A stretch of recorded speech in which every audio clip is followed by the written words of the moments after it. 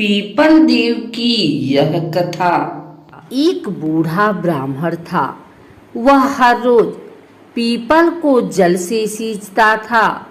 People में से रोज एक लड़की निकलती और कहती, पिताजी मैं आपके साथ जाऊंगी। यह सुनते सुनते बूढ़ा दिन ब दिन कमजोर होने लगा। बुढ़िया ने पूछा कि क्या बात है। बूढ़ा बोला कि पीपल से एक लड़की निकलती है और कहती है कि वह भी मेरे साथ चलेगी।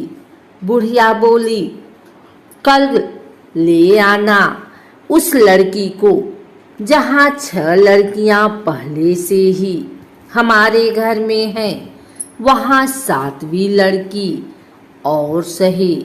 अगले दिन बूढ़ा उस लड़की को घर ले आया। घर लाने के बाद बूढ़ा आटा मांगने गया तो उसे पहले दिनों की अपेक्षा आज ज्यादा आटा मिला। जब बुढ़िया वह आटा छानने लगी तो लड़की ने कहा कि लाओ माँ, मैं छान देती हूँ। जब वह आटा छानने बैठी तो परात भर गई। उसके बाद माँ खाना बनाने जाने लगी तो लड़की बोली कि आज रसोई मैं बनाऊंगी। तो बुढ़िया बोली कि ना, तेरे हाथ जल जाएंगे। लेकिन लड़की नहीं मानी और वह रसोई में खाना बनाने गई तो उसने तरह तरह के 36 व्यंजन बना डाले और आज सभी ने भर पेट खाना खाया। इससे पहले वह आधा पेट भूखा ही रहते थे। रात हुई तो बुढ़िया का भाई आया और कहने लगा कि दीदी मैं तो खाना खाऊंगा। बुढ़िया परेशान हो गई कि अब खाना कहाँ से लाएगी। लड़की ने पूछा कि माँ क्या बात है। उसने कहा कि तेरा मामा आया है और रोटी खाएगा, लेकिन रोटी तो सबने खा ली है, अब उसके लिए कहाँ से लाऊंगी। लड़की बोली कि मैं बना दूंगी और वह रसोई में गई और मामा के लिए 36 व्यंजन बना दिए। मामा ने भर पेट खाया और कहा भी, ऐसा खाना इससे पहले उसने कभी नहीं खाया है। बुढ़िया ने कहा कि भाई तेरी पावनी भांजी है, उसी ने बनाया है। शाम हुई तो लड़की बोली कि माँ चौका लगा के चौके पर दिया जला देना, कोठे में मैं सोऊंगी। बुढ़िया बोली कि ना बेटे, तू डर जाएगी। लेकिन वह बोली कि ना, मैं ना डरूंगी, मैं अंदर कोठे में ही सोऊंगी। वह कोठे में ही जाकर सो गई। आधी रात को लड़की उठी और चारों ओर आँख मारी तो धन ही धन हो गया। वह बाहर जाने लगी तो एक बूढ़ा ब्राह्मण सो रहा था। उसने देखा तो कहा कि बेटी तू कहाँ चली। लड़की बोली कि मैं तो दरिद्रता दूर करने आई थी, अगर तुम्हें दूर करवानी है तो करवा लो। उसने बूढ़े के घर में भी आँख से देखा तो चारों ओर धन ही धन हो गया। सुबह सवेरे सब उठे तो लड़की को न पाकर उसे ढूंढने लगे कि पावनी बेटी कहाँ चली गई। बूढ़ा ब्राह्मण बोला कि वह तो लक्ष्मी माता थी, जो तुम्हारे साथ मेरी दरिद्रता भी दूर कर गई।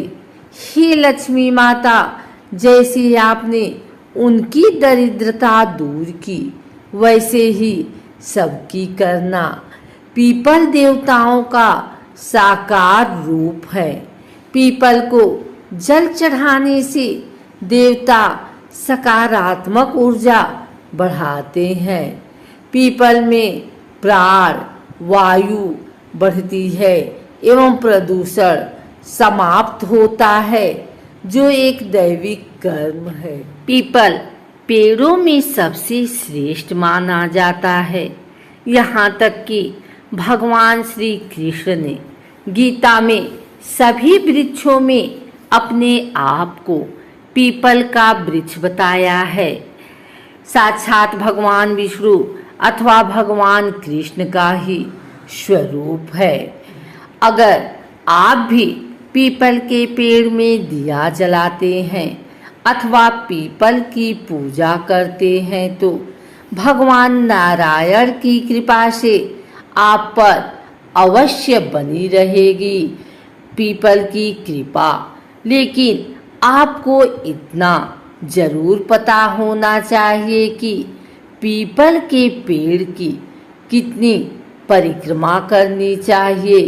पीपल पर जल चढ़ाते समय कौन सा मंत्र बोलना चाहिए, पीपल की पूजा सुबह कितने बजे करनी चाहिए इत्यादि पीपल के पेड़ से जुड़ी धार्मिक एवं रहस्यमयी जानकारी हम आपको प्रदान करते हैं। आइए सबसे पहले जानते हैं पीपल की पूजा का महत्व एवं पीपल की पूजा के फायदे।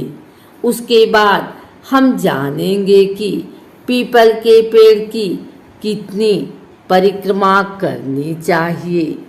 हिंदू धर्म में पीपल को साक्षात भगवान नारायण का ही स्वरूप बताया गया है। पीपल की पूजा करने का प्राचीन काल से विशिष्ट महत्व रहा है। पीपल की पूजा करने मात्र से भगवान नारायण एवं महालक्ष्मी की पूजा की जाती है। अक्सर लोग अमावस्या एवं पूर्णिमा के दिन पीपल की पूजा करते हैं। पीपल ही एक ऐसा अद्वितीय वृक्ष है जिसके नीचे गौतम बुद्ध से लेकर के विभिन्न ऋषि मुनियों ने अखंड ज्ञान प्राप्त किया है। पीपल के वृक्ष को देखकर हैरान होते हैं, क्योंकि पीपल का ही एकमात्र ऐसा वृक्ष है जो 24 घंटे ऑक्सीजन छोड़ता है। आइए जानते हैं पीपल की पूजा के फायदे। पीपल भगवान नारायण का स्वरूप है। पीपल में ही माँ लक्ष्मी का भी वास माना जाता है। पीपल के पेड़ में जल चढ़ाने के लिए विशेष बात का ध्यान रखना चाहिए कि सूर्योदय से पहले पीपल के पेड़ में कभी भी जल न चढ़ाएं। सूर्योदय से पहले पीपल का पेड़ देखना भी नहीं चाहिए और ना ही पीपल के पेड़ के पास जाना चाहिए। जब सूरज उग जाता है उसके बाद ही पीपल के पेड़ में जल चढ़ाना चाहिए। ऐसा शास्त्रों में उल्लेख पाया जाता है। सूर्योदय से पहले पीपल के पेड़ के पास जाने से अथवा पीपल के पेड़ की पूजा करने से, पीपल के पेड़ में जल चढ़ाने से, पीपल के पेड़ की परिक्रमा करने से घर में दारिद्र्य आता है। अतः सूर्योदय के बाद ही पीपल के पेड़ में जल चढ़ाना चाहिए।